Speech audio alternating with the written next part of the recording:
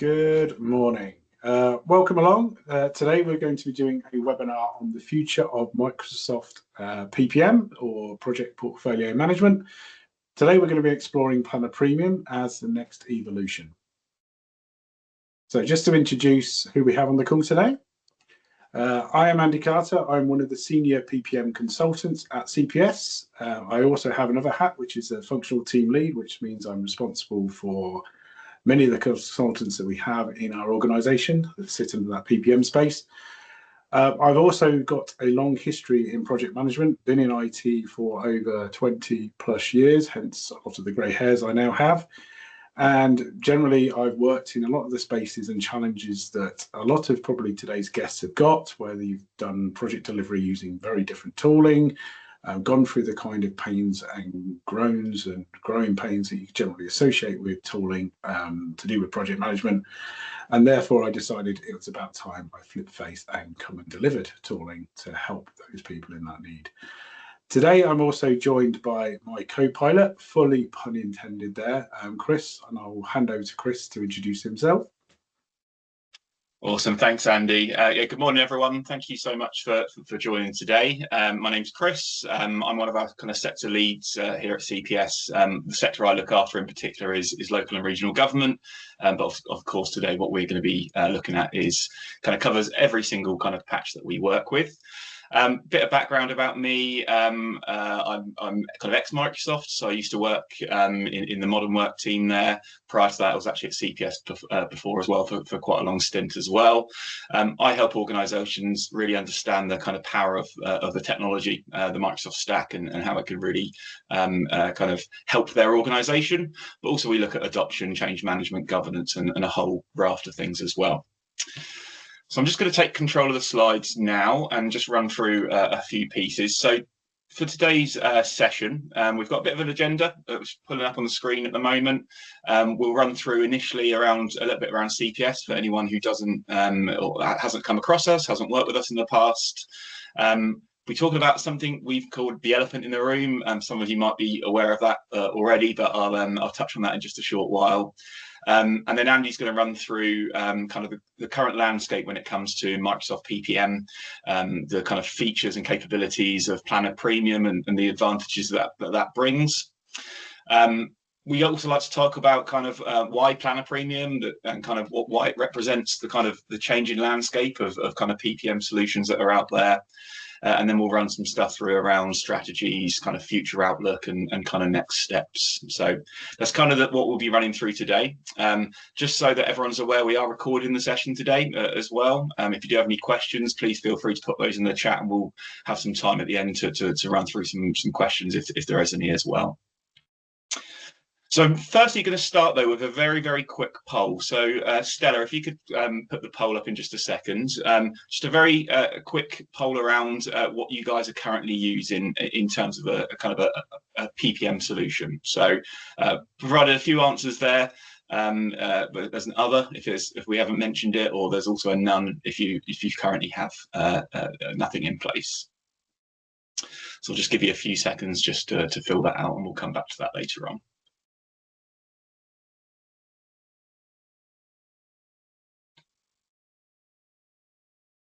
Okay, perfect. Stella, if you can keep an eye on that, that'd be fantastic. But I'll just move on to the next slide for now. So my job today a little bit just to talk around CPS, who we are, what we do, and who we help, I suppose, in terms of the customers that we're working with. I could kind of sit here with a load of badges and a load of kind of client slides and stuff like that as well. I'm just going to keep it nice and simple today. We're a leading Microsoft UK partner, one of Microsoft's most trusted partners in the UK with a 30-year heritage. We started in 1995, we're in 2025 now. We've been delivering transformational solutions since then. For pretty much all of that time, all the work that we do is with Microsoft solutions. So nowadays we work across the board in terms of the kind of the solutions that we help organizations implement. So it could be anything from a PPM solution through to a Dynamics 365. Andy mentioned Copilot earlier on. We've been pretty busy over the last few years with Copilot and AI solutions. But that's the kind of core technology that we work with. In particular to PPM, I suppose that's always been our kind of our go-to. The P in CPS, or I suppose the kind of stands for project, corporate project solutions. It's been at the core of what we do, how we deliver projects, and it's really where our kind of width and breadth of experience comes from. We're not just a technology partner, though. I really want to make sure that's clear. Of course, we help you implement the solutions. We help you configure and customize and do whatever you need to do with the technology. But a key thing that really helps us stand out is how we help organizations innovate, adopt, and change with the technology.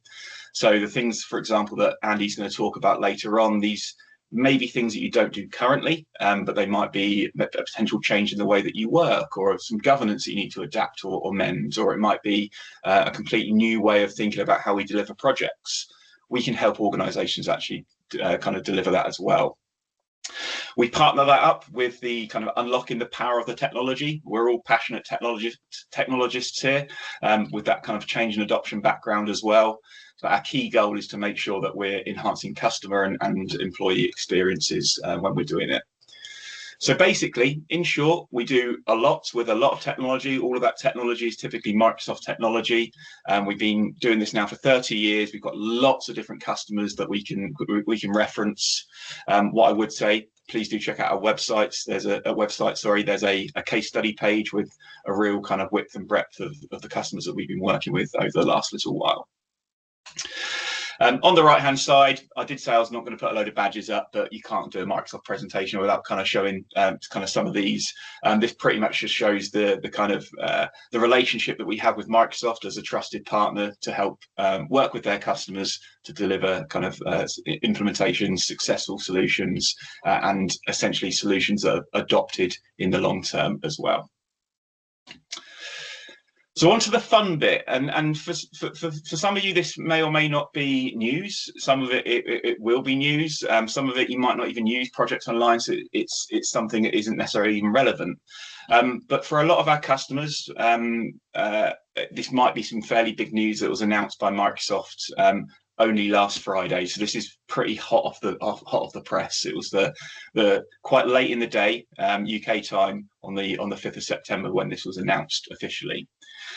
So the elephant in the room is it's the end of Project Online, and we need to kind of run through what that actually means for you and what that might mean. So bit of background, CPS have been working with customers on the kind of Project Online solution for probably well over 10 years now or so. We do have quite a lot of customers who have implemented it, are using it currently, and are now looking at options about what do they do next, and what is the next step.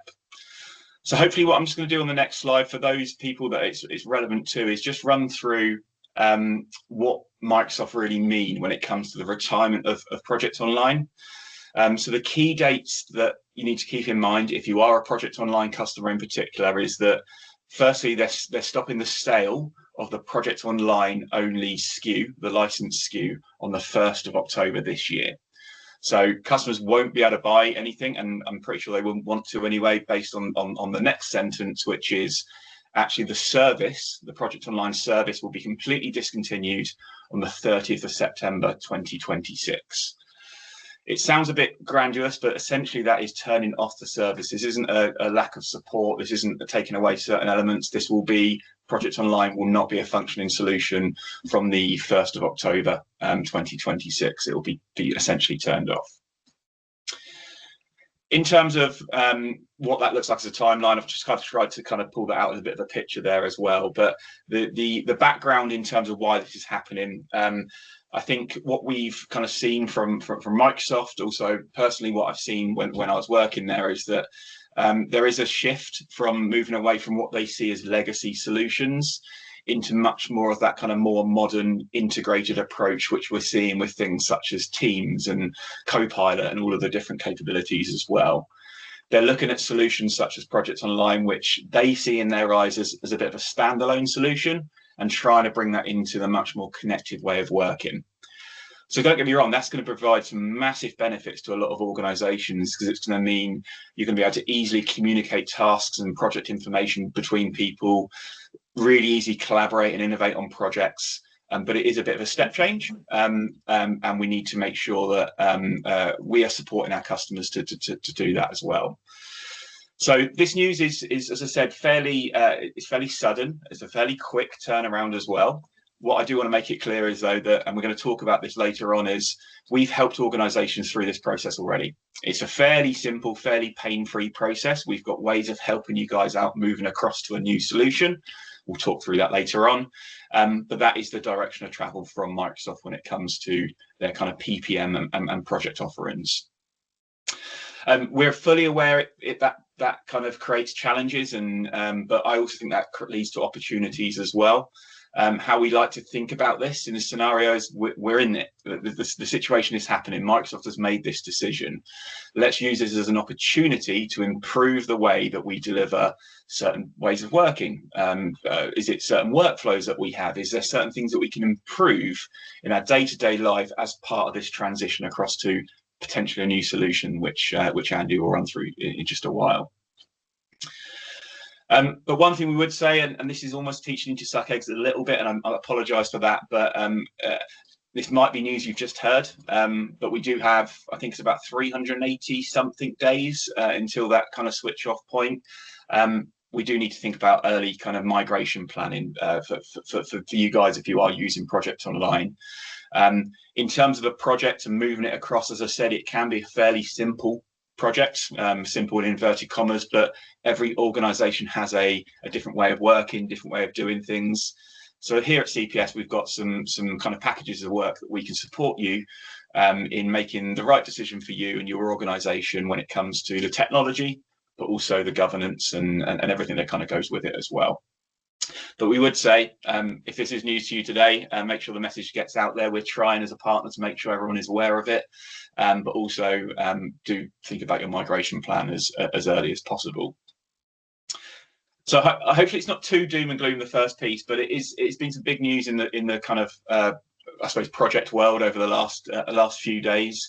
I've put a couple of links on the screen, but again, we'll share these afterwards, so don't worry if you don't grab them now. One is the CPS blog, which we put out, I think on Monday morning, just around what you need to know and how to plan ahead. Again, please do speak to us, reach out to us. We'll share our contact details at the end. Again, if you want any sort of information at all, we've got experts in this area that can really support and guide you through the next stage.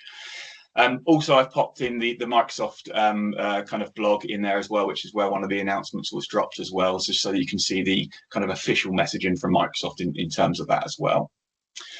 So again, apologies, that might seem a bit doom and gloom to certain people, but as I said, this should be seen, hopefully post disappointment, this should be seen as an opportunity to potentially change and improve the way that you work, the way that you do things. And what I'm going to pass over to Andy now is kind of to talk through some of those sort of things, what the opportunities are, what you can do with Planner and Planner Premium, and some of the capabilities that it has. So Andy, I'll pass over to you. Thank you, Chris. Yeah, let's step through where we are. So let's look at the current landscape. So on the elephant in the room that Chris has just gone through there, that obviously there are other options available. So one of the ones that we're going to particularly focus in on today is Planner Premium. Now I'll separate the two down in a moment. I looked at some of the poll answers. Obviously some people answered Planner. The difference between the two primarily is the Planner that you would normally see sits in your kind of teams, and you get that as standard. There's no P3, P5 or P1 licensing associated to it. That will have a little bit more limited features than the main one. So let's kind of just delve into the potential options. And although I've kind of mentioned it's Planner Premium in here, you can just utilize Planner if you so wish. Microsoft Project. I saw a question in the chat as Chris was presenting. So Microsoft Project as a desktop app will not cease to function. The only challenge you will have is if it's connecting into online data sources. Now, they are going to continue and run Microsoft Server, which is the 2019 version, for a little bit longer. So if you're currently utilizing that will continue to be supported. However, it's very obvious and clear Microsoft's direction of travel is to a kind of cloud-centric approach. So you can probably start to see the writing on the walls for anything that exists with, older legacy infrastructure. There is definitely a kind of trajectory to go into more cloud online. I will get to some of the questions in a moment. get off the flow too much. What we're also going to cover is Planner Premium. So that's what we're going to look at today. So Planner Premium is what used to be formerly known as Project for the Web. So if you've ever been through some of this engagement with CPS before, and I did notice and do see some of our regular customers on this call, then you may have known it as Project for the Web. That went through a rebranding very recently, and it's now basically Planner Premium or Planner with premium features. And then the final one, which I'm not going to go into too much detail now, is probably, I would say, designed for the more high-level enterprise grade, when you almost bring in everything together, including ERP type systems. So you kind of sales, the data-driven stuff in your finance sector in project operations, which is, again, a Dynamics app that sits there. I'm not going to cover that today, but that is another option out there in this landscape. So we're going to talk about Planner.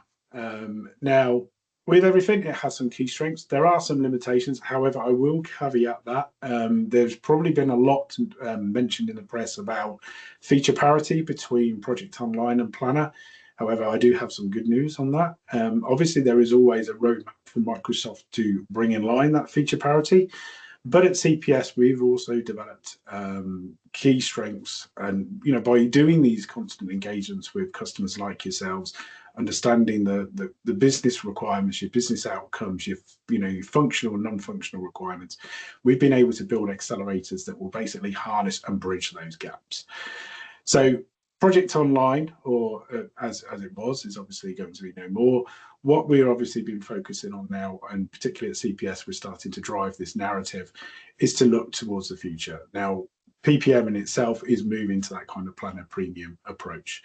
Now, the good strength in there is it does have detailed planning applications. It can do resource management, and it can deal with large-scale projects.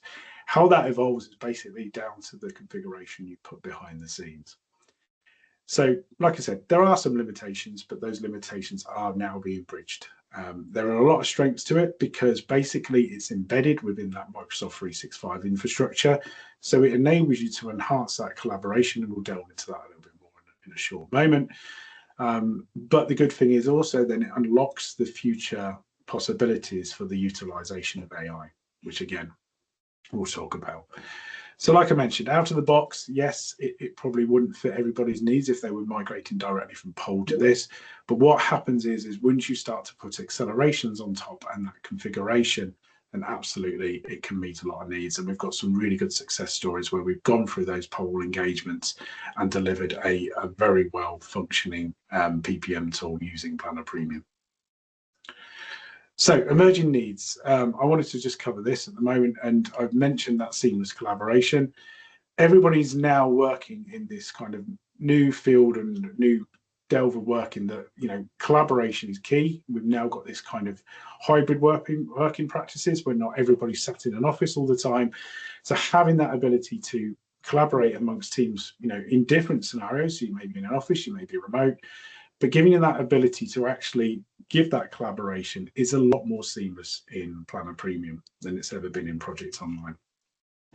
The flexibility and scalability of it is massive. So it's built on a low-code environment, which means that you've got that ability to anybody that kind of picks up the tool, and we go through this admin training when we do deliver these, can actually go and develop for it themselves. So we've had some really keen and clear successes with individual teams that have gone through this transition, particularly say from Pole, where they've had a lot of pain points with actually managing and configuring and kind of making changes to their platform because things do evolve. So moving to Planner Premium and being able to successfully do that scalability and that flexibility themselves because they've had the ability to make those changes. As I mentioned, it does support the hybrid work, which is massive, but also it's future-proofing yourself. So if you think about like I said, the trajectory of Microsoft, the plan is AI is going to be, the big breadwinner that in the next probably 12 to 24 months, definitely. We're starting to see a massive upturn in the amount of people picking up the likes of Copilot, utilizing stuff like Copilot Studio, etc., to really build AI agents that can really manipulate the data that you've got in there, but also actually take away some of that process automation that you would do as a project manager or part of a project team and actually automate it. I did have a conference I went to a couple of years ago when we was first starting to talk about AI, and I had a few project managers asking me outright, will it ever replace a project manager? Absolutely not. But what it will do is it will enhance your experience. I utilize AI in my day-to-day life, and it is a big game changer. So we'll start to talk about features and advantages. So the core features, we do have advanced project tracking. So the great thing is, because it sits in that Power Platform environment, we've got the ability to not only utilize the schedule engine that sits within Planner Premium, but the ability to then leverage in-depth analysis from the likes of Power BI and sitting in that Fabric environment. It's quite seamless. The actual connections that sit between the two, you can embed individual reports, you can set up paginated reports, you can do scheduling to basically give your stakeholders and your MI reporting a real pop. So instead of running it in two different systems, you can actually have it in a single pane of glass to enable you to have those really nice in-depth analytics. Also, and I will show you a little bit of the system in a moment, you can set up really customizable workflows to enable that full control. So what we're able to do, the example I'll kind of show you in a moment is, if you've got a pipeline that currently exists, you're obviously doing that data entry and your prioritization that sits there. What you can do is leverage workflows and automation to basically take that pipeline, if it's a successful item that sits in that ideology, and move it fully into a project using approval processes and workflows. So instead of having to necessarily go to a project board and go through that, conversation day in, day out, what you can do is actually start to do, or use automation to manage that for you. And that enables you to give that full governance and clarity control of the auditing capabilities to actually report on who approved it, when they approved it, and so on and so forth. The great thing about being in the cloud is it enables that real-time co-authoring. Now, I know there'll probably be a lot of people that go, oh no, does that mean people can go and change my plans? That's not what it means. You can still have the granular role-based access controls applied to your projects. So as standard, what happens is only the project manager would have right access to go and make and change their plans.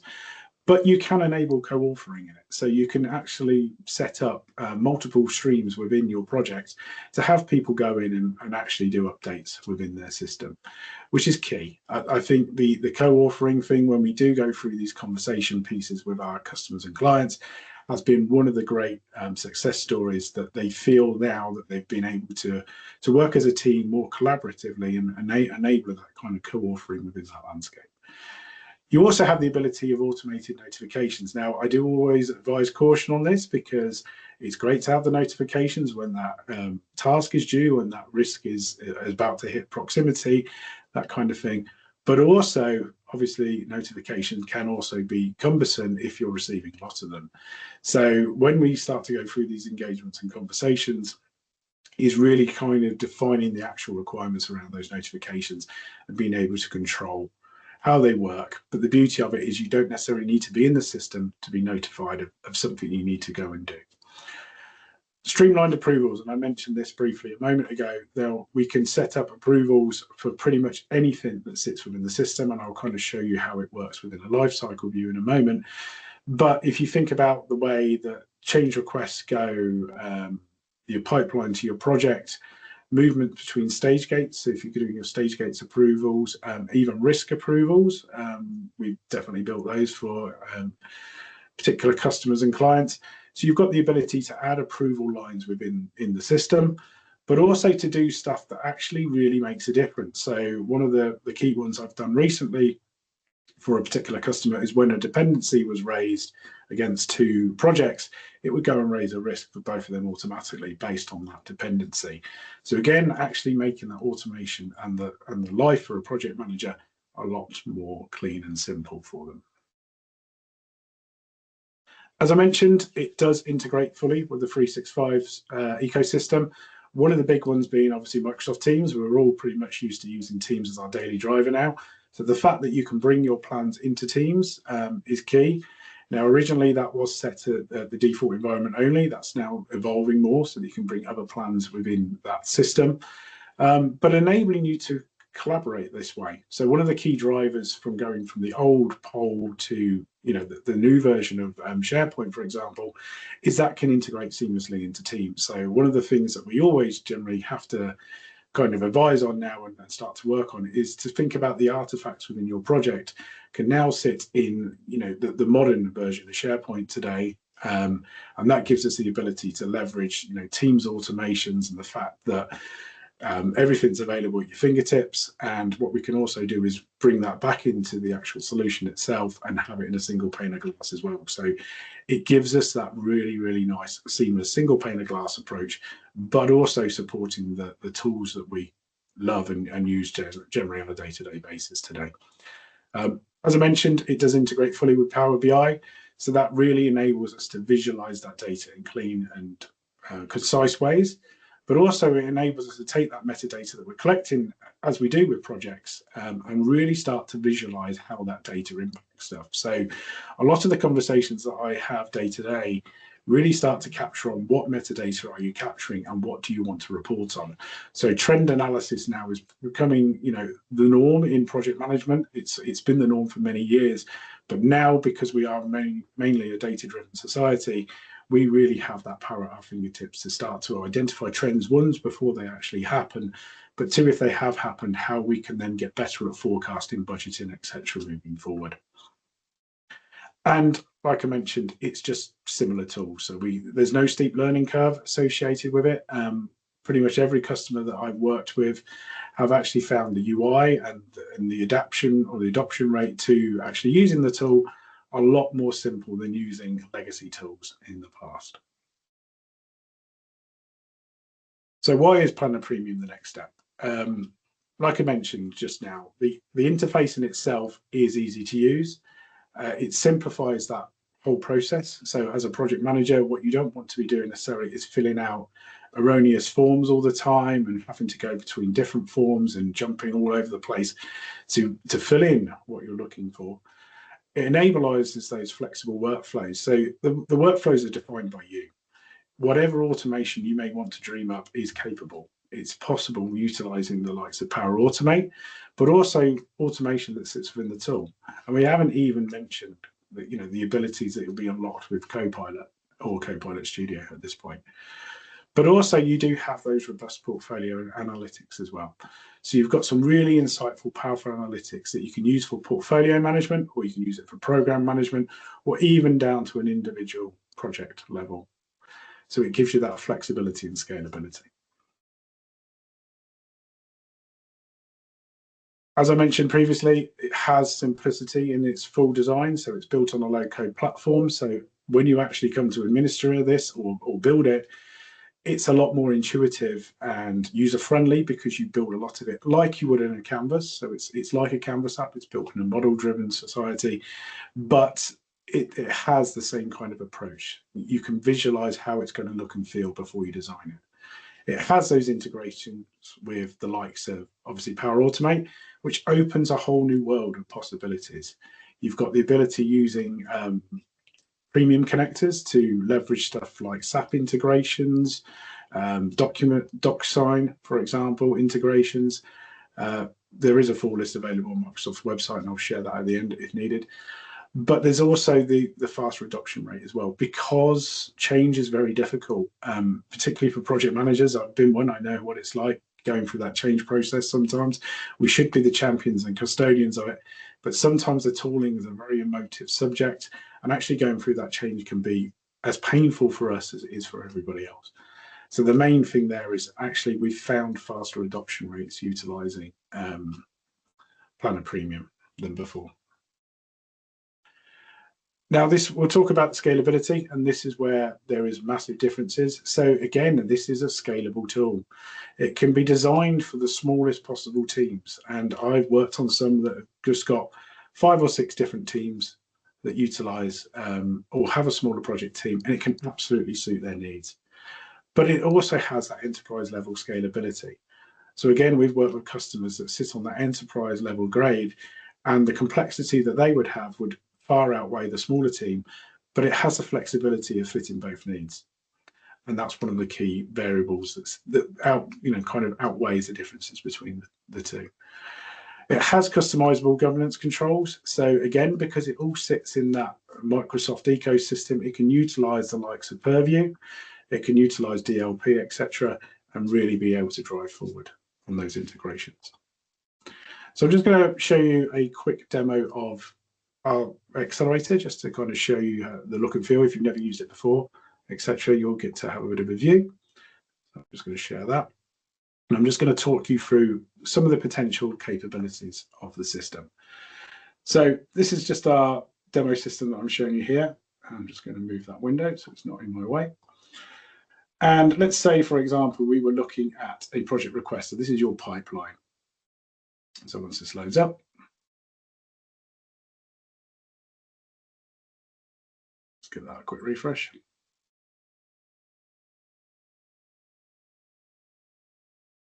So let's say I just took a enterprise mobility one. So what I can do with this particular request is I can take this request through its full life cycle.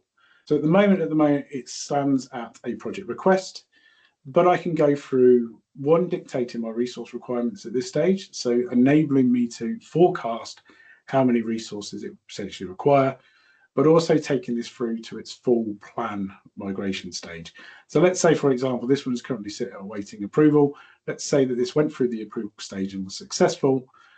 It would then come into my active projects. Now, the great part about this is any of that metadata that you've already previously entered can be seamlessly transitioned into your full plan. And you'll notice at the very top in here, you do have a life cycle that sits in here. So these are your stage gates in this scenario. So this one's obviously based on a very waterfall approach, but this can be customized to your particular needs. And you can have different configurations of this. So you might have an agile delivery framework that you work to. It can absolutely cater for those kinds of things. So little simple changes within the life cycle can make a big difference. But one of the key differentiators is that you can go through automations between these stage gates as well. So if I look at delivery, for example, this is looking for some criteria that may enable me to move from one stage gate to another.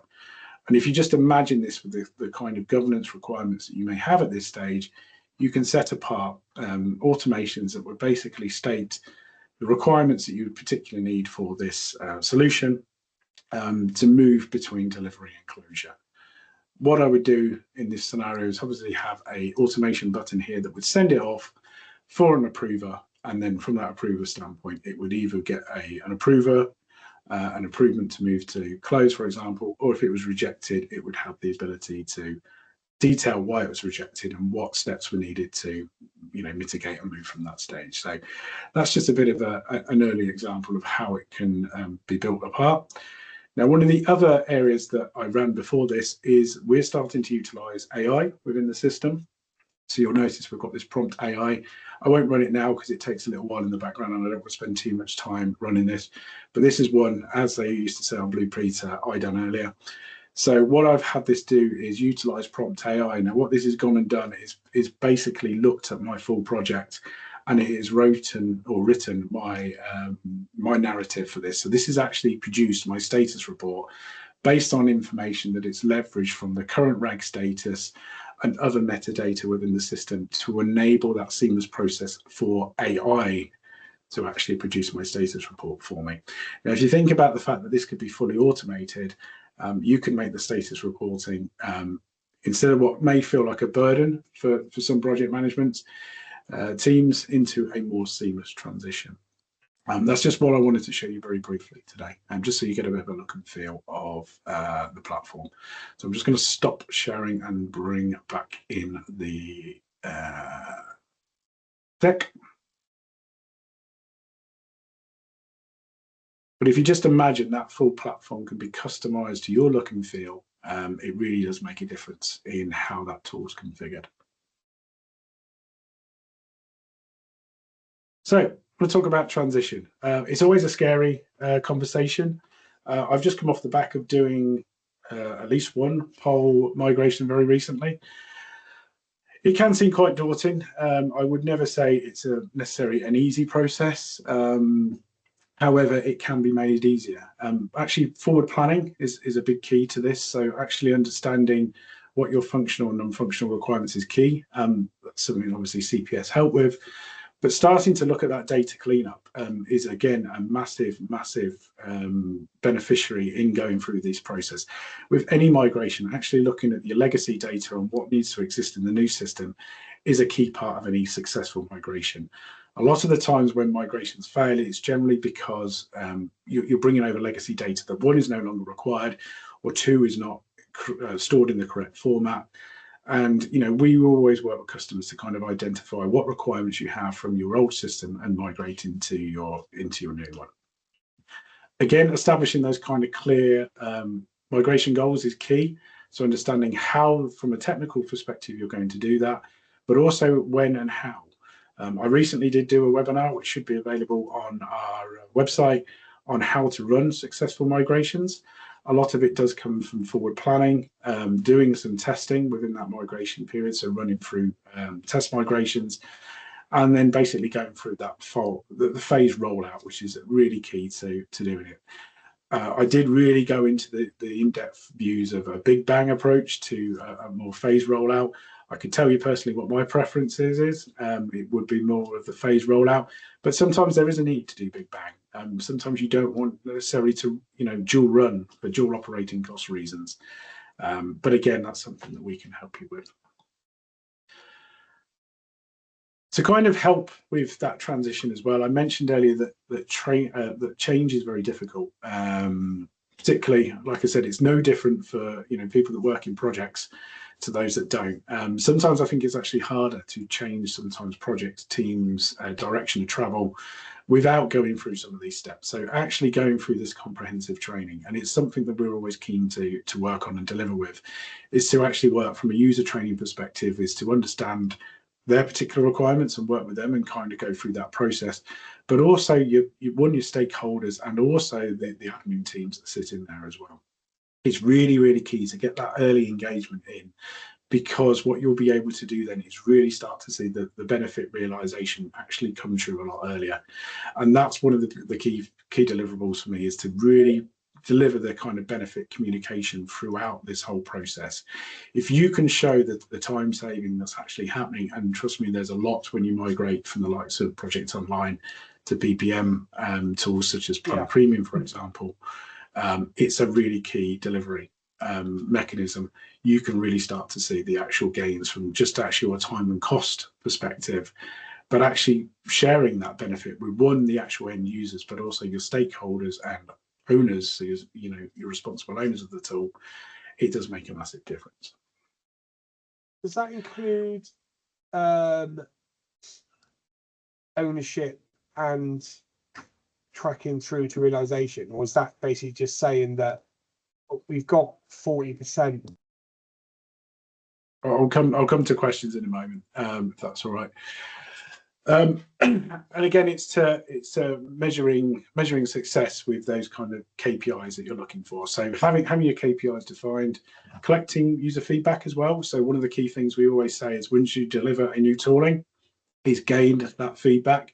But also, necessarily the product that you have day one might not necessarily be the product of the future. As technology evolves, things change as well. So the real successes are driven on that kind of continuous improvement, that process iteration.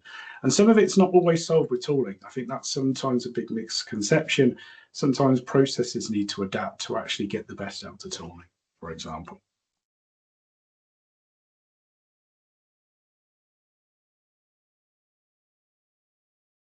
So finally, just for my last couple of slides, I'm just going to talk about innovations. So like I mentioned earlier, I'm not going to go into too much into this because I'm just wary of time, and I know Chris has got some more closing statements to have, and we've got some Q&A. But obviously the world is evolving. I mentioned previously that we are now starting to be in the world of AI, where AI-driven insights are a massive key criteria within a lot of organisations, businesses, to actually utilise that. The only way you're going to be able to do that is to run on modern tooling. So it is the direction of travel. I think I said that at the very beginning. If you were looking from the outside in, or even from the inside out, as we would probably do, there is definitely a direction of travel to that kind of cloud-centric approach and being an AI enabler. So having the tools in there. Utilising those kind of automations is key as well, because that's your time and cost savings that can happen in that kind of process, but also just the functionality and usability of the tool itself. The deeper analytics, as I mentioned earlier on in the slides, is really key to being able to visualize trends before they happen, but also make you better at forecasting and understanding the kind of trends that happen within your projects and your delivery.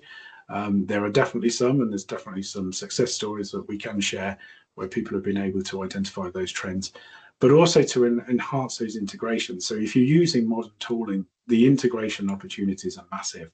So you can start to integrate with tools that you may use elsewhere within your practices that have very niche needs that maybe work on like HR, ERP systems.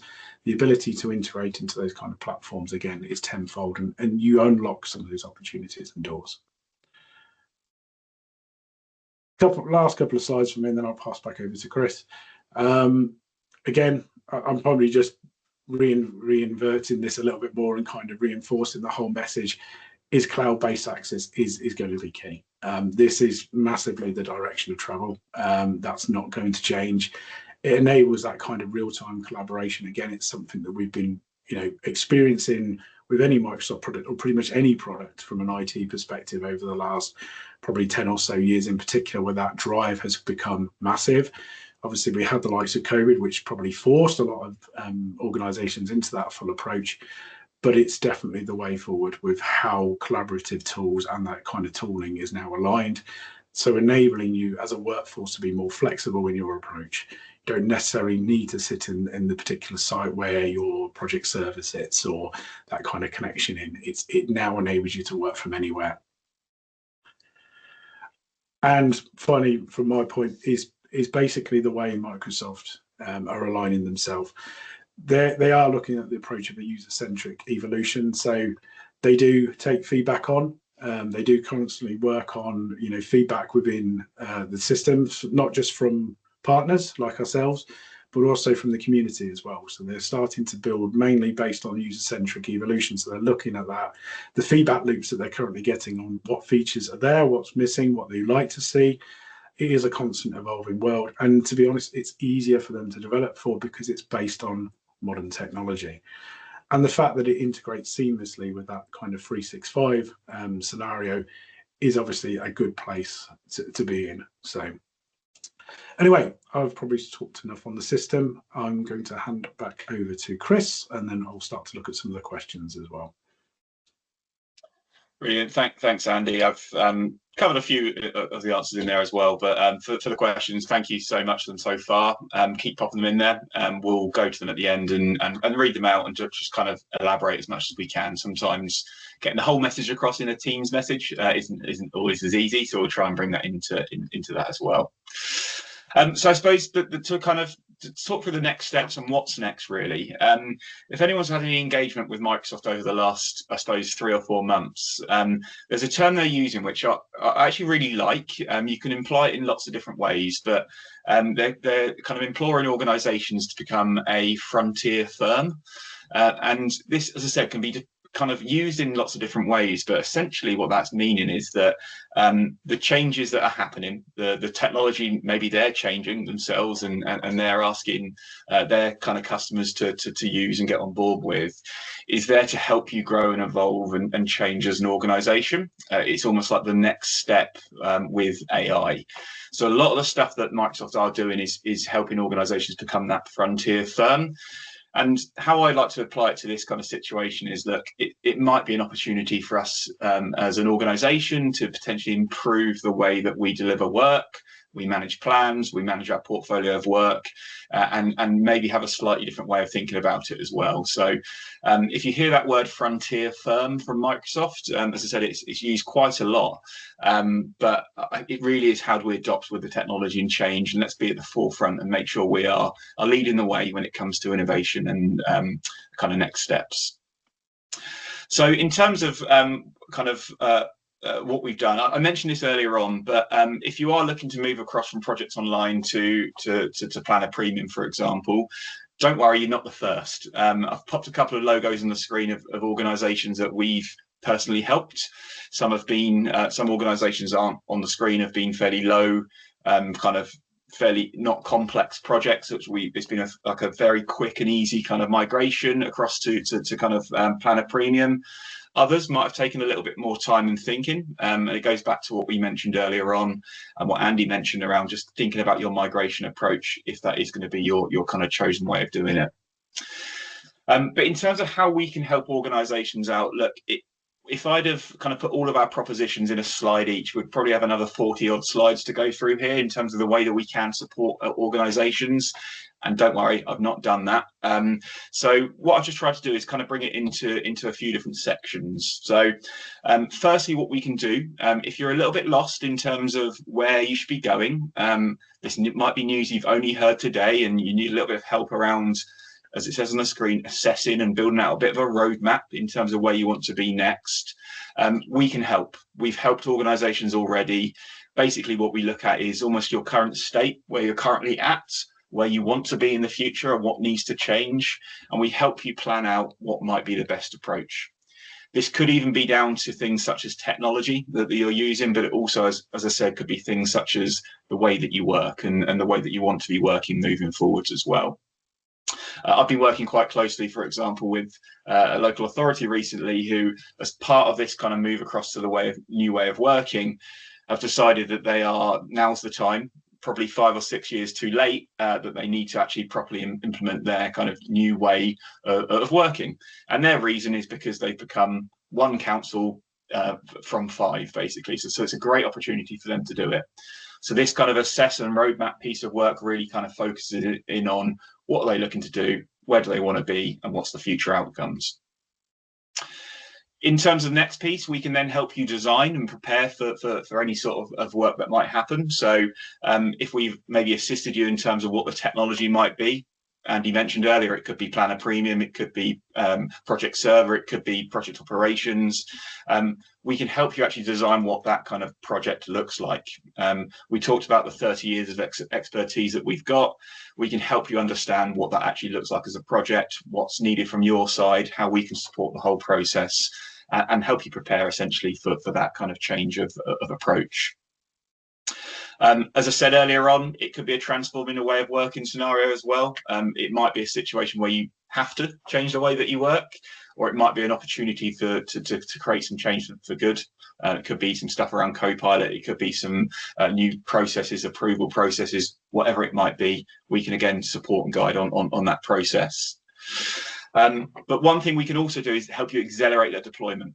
So we haven't talked about it too much today. I dropped it in the chat as part of one of my responses, but CPS, we do have a Planner Premium Accelerator solution. So if you are looking to get there quite quickly and not leave it too late to that deadline around moving across to Project Online, we've got a solution which is pre-built, which you can then configure and change and move on with. But it helps you get to that kind of first stage pretty quickly. Again, we've used the 30 years of experience that we've got to kind of understand what people need and build a solution which is best practice for most organizations. Think of it almost like an 80-20 sort of style solution. It does 80% out of the box almost. For you guys on the call which aren't thinking about Project Online and it isn't even been a consideration, this also going to be a solution which people are looking to roll out anyway. So if you're looking at Planner Premium, want to understand about our accelerator solutions, again, after this, as part of the stuff that we send out, we'll share some information around the accelerator because it could really help that process move forward a little bit quicker. A key thing to look at as well is if you are looking at that migration approach and data migration, understanding what right sizing looks like, looking at historical data, what do we bring across, what do we need, what's been asked by the organisation and the business. Again, we're here to support on that journey. As I said, we've got lots of different work packages and things that we can help out with here. Stuff that we've done before, experience that we've got can really kind of help you make the best decision and the most optimized decision. And also it can potentially help your kind of building your business case for kind of future investment in the way that you're working. a big part of what we do, as I said earlier on, I feel like I'm repeating myself a little bit, but I don't think it's a bad thing to repeat around governance in particular. Use this as an opportunity to look at your governance in terms of project governance, but also wider governance that kind of comes with it. CPS can support on that journey. We've got a big practice here at CPS of kind of professionals who focus almost purely on that sort of side. So we've got lots of stuff that we can share with you there. Integration's been thrown into that bit as well, but integration might be quite key in terms of what systems you're looking to integrate to. Microsoft's approach around being a frontier firm and kind of bringing everything together in the Microsoft space is great, but we are fully aware that you've also got third-party systems, things you need to integrate with, ways of working, solutions that you are kind of must-haves. We can very much help on that journey as well. And then the last one, it's more, this is available all the time, but we've got services which help from an adoption point of view. So once you're up and running with the solution, basically ensuring that you've got a continuous and continued, should I say, kind of adoption of the solution, so that you don't see that dreaded kind of fall off of usage. You see a continued increase and I suppose continue to see benefits of the solution as well. Anything that we do then can be wrapped up with hypercare and managed services. We've got a full managed services desk at CPS, and we can provide hypercare services as and when they're needed, almost like post-implementation. So as I said, there's quite a lot there. Looking at the call, there's a lot of different people on the call here as well. You might all be at different stages, and that's absolutely fine. We can do one of these bits with you. We can work with you on all of them. That's why we want to hear from you. So we'd love you to get in touch and let us know kind of what you need to understand and what you need to know, basically. I've put some starter questions on there just because why not? Give you a bit of an idea of what it might be. There's no such thing as a silly question, so please do reach out if you've got any sort of query. It could be some information around, I just don't get this end of life thing around Project Online. Give me some more information. I haven't even thought about migrating. Can you help? I need some support in planning that migration. I'm not too sure what the kind of best option is for me. As I said, forget Project Online. I've never even worked with it. I want to know more about Planner. I want to know more about project operations, accelerators. There's lots of things that we can help out with. So we'll share our details afterwards. There's a website link at the bottom there as well. Mine and Andy's, but also our managed inbox, which is hello@cps.co.uk. Emails are at the top. I've popped the links into those two blogs on the left-hand side, just the QR codes as well. But for now, you've heard quite a lot from us today. There's been quite a lot covered. If we're being brutally honest, when we first planned this webinar, we weren't aware of the Project Online announcement, end of life announcement. So it's something we've had to kind of put in to make sure that everyone's aware of it as well. But hopefully we've covered a lot of bases today. But in terms of kind of what's on from here, firstly, thank you for attending. Thank you for listening to myself and Andy for the past 40 odd minutes or so. And we've got some time now for some questions. So I'll pause there. I'll take a look in the chat. Andy, I don't know if you've got any that you want to bring up immediately, and I'll keep an eye as well. But also keep putting them in the chat if you want ask any questions. Thank you, Chris. I think, just to reiterate that, we had left our crystal ball at home, and when we set up the webinar and the timing of this, I've actually had to move it due to some personal reasons. So it wasn't deliberately moved to after the announcement. It was just a bit of a luck and chance, but it's very topical. So it's actually a good opportunity to us to kind of go through this. Looking in the Q&A, I've seen a question from Kate saying Planner is great. That's always good to understand. You're saying on our version, the grid view and the board don't update each other, which makes life hard. That's an interesting one. It should do, is the answer. It might be something that we can talk to you about offline, but that functionality should be there as standard. So it's just interesting to probably delve into exactly what's happening there. That's good to know. Thank you so much. I'm really glad I asked. It seemed like a really sensible thing. Like it seemed like a sensible bit of functionality that was missing. So thank you. Yeah, no. When I demo, that's one of the key things I kind of talk about as well. Oh, great. Work in different ways, because people do, don't they? People like to work on that Kanban view. etc. Because they might be used to working that. I mean, imagine if you come from the likes of Trello or Jira, for example. That's going to be your previous ways of working. So to onboard somebody into a Gantt view necessarily isn't going to be the easiest transition for them. So, Okay. All right. Thank you. I'll pick that up our end as well. Okay. Thanks. Just seeing if there's any others in the chat. Time sheeting, portfolio, what if analysis. So yeah, I'll cover Jeremy's question. As out of the box, no. However, it will have about 80% of that. As I think Chris mentioned this earlier, it's kind of 80% of the way there. We can't build our accelerator necessarily to meet every single individual business's needs, because if we did, we would have about 300 or 400 different accelerators existing at one time. If you imagine trying to manage and develop those on an individual basis and do that continuous improvement and develop on them would be very tedious and very difficult for us to manage. What we generally do with our accelerators, it's used for your starter for 10, so it gets you that 80% of the way there. I've recently done a few engagements where we've had conversations where businesses have come to us with about 400 or 500 requirements and gone like, can you give us a quote for doing this? And I've got, I can, but however, let's give you our accelerator and then you come back to us and then review your requirements. And what generally happens is that 400 to 500 requirements suddenly drops to about 40. That's not uncommon, because what generally people need to do is actually use the tool to understand what features are already there. And like I mentioned, sometimes just actually changes in processes as well can make a big difference. Now, I'm not saying everything needs to come out of tooling, but sometimes actually just looking and working with your business processes can make a massive impact into actually what the functional requirements of your the tool is a big one. So to answer the question, not out of the box, and we do have individual parts of that align to it. So we do have a timesheeting module. We do have basic functionality about resource management. We are at the moment working on new propositions to build that out, because that has become more of the the kind of limelighted request, because obviously if you think of retirement of Pole, for example, that's something that was particularly good at.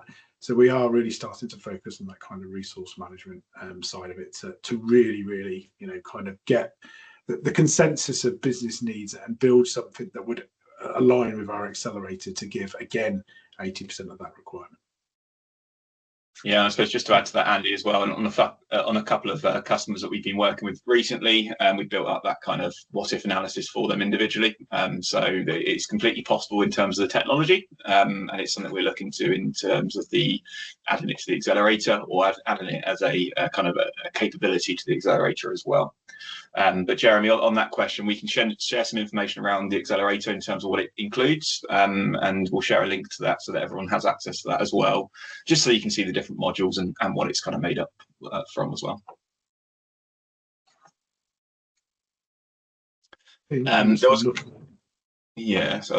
So there's one question. It was just around the co-authoring piece, Andy, which you might have seen in the chat, just around kind of licensing for that and what that looks like. I suppose I tried to clarify kind of what I mentioned in the chat. Again, apologies that it's quite a lot to write in there, but it's a licensing question that they're always kind of complex. What we say is, if you've got a planner license, so a P1, P3 or P5, depending on the type of user that you are, that they're going to be kind of designed for kind of project managers, people who are doing project management work and actively involved in the tasks and the breakdown of that sort of stuff. If you've just got if you've got an E3 or an E5 license, but not a planner license, if you get assigned a task, of course, you can go and update it and do all the bits and stuff that you need to do around it. It's just not going to give you the same capability that a project manager would have. And again, there's a little bit of information I've popped in that answer for that.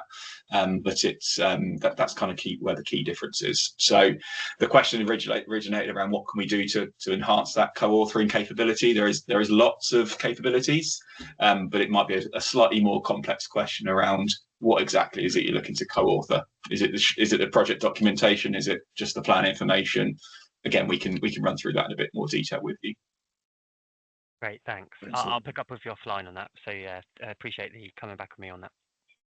Perfect. Thank you, Andrew.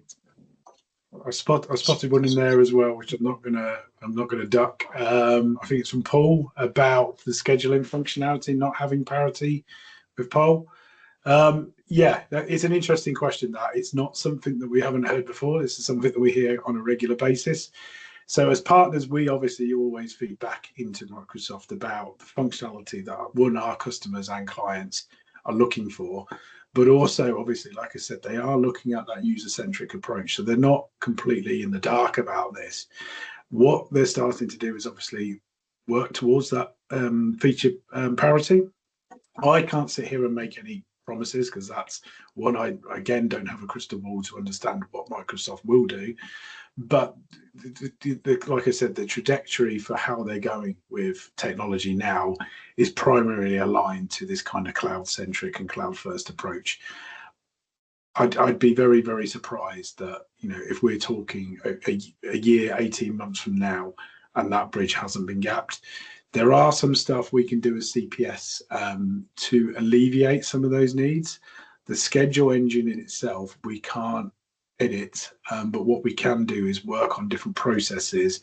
And I've done this with a few clients recently, where you can kind of change the way that processes are driven on that kind of schedule side to capture that information so it can still be reportable and you can still act upon it.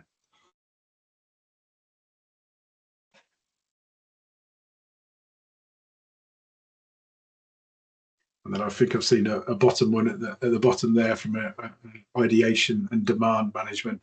From demand, absolutely. Ideation, we generally align with Edison to do a lot of that work previously. So I know Chris could probably talk about that in a bit more detail than myself. But from a demand management, absolutely, we can cover that with like capacity and demand. We can bake in scenario-based planning as well. So if your pipeline has that, I've built that for a few customers over the past 12 months where they really wanted to understand the what if this was to happen, if we were to land, you know, our pipeline activities were to become live projects, how would that impact us? Absolutely, that's pretty much a common requirement. Again, not necessarily all covered in the accelerator, but again, can just be added and customized to suit everybody's individual needs. Chris, have you got anything to say on the Edison stuff? Yeah, very quickly, so I'm just very much aware of the time actually, but that's great. But so CPS partner with Edison 365, so they're one of our kind of trusted partners. You may have come across Edison 365 in the past. That could be one of the options that we look at when we do a bit of an assess and roadmap phase and stuff like that as well, to work out what works best. In short, Edison have some fantastic ideation modules and things like that as well, which could be worth looking at in tandem or on its own and things like that as well. So, as I said, very aware of time. That was a very quick answer for that, but we do have capability for that, absolutely.